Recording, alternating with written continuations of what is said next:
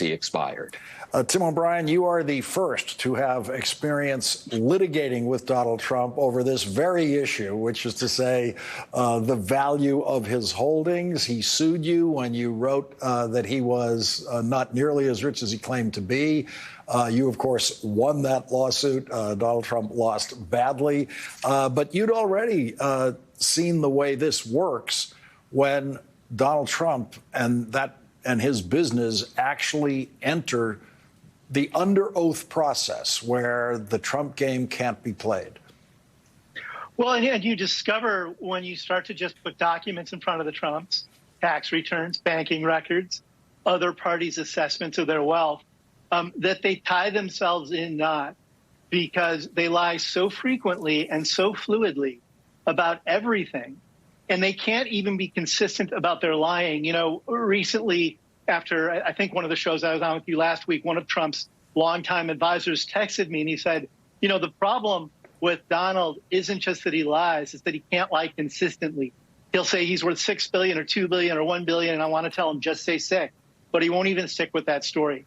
And the reality is lying and dissembling is not a bug in the Trump organization, it's a feature.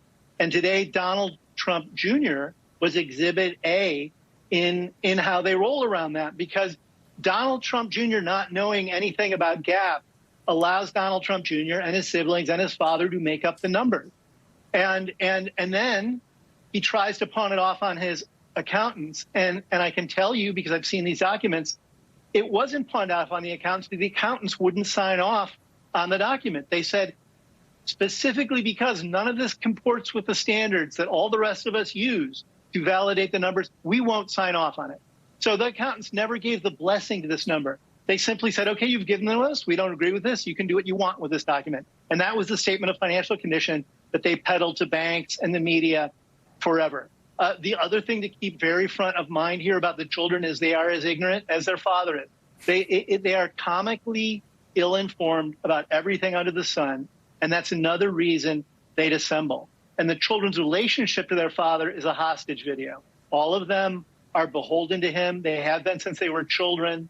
Don Jr., like the prodigal son, as much as he tried to distance himself from his father, inevitably got pulled back into his father's orbit. All three of the children, despite their conflicts about being in his presence, end up working for him.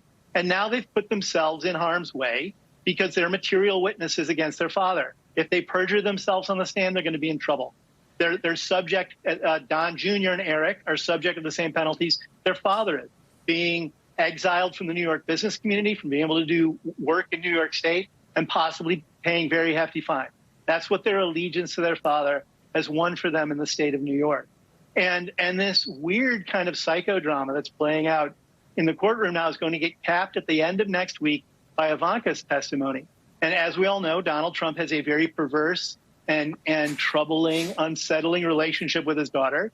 He talks about wanting to date her. He sees her as this sort of trophy he can parade around as emblematic of his own good genes and his arrival in the world.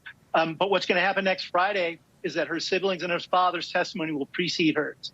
And she's going to have to be very careful that the prosecutors don't simply carve her up like a turkey if she dissembles and lies about how the Trumps presented their financial statements to banks, insurance companies, and other third parties.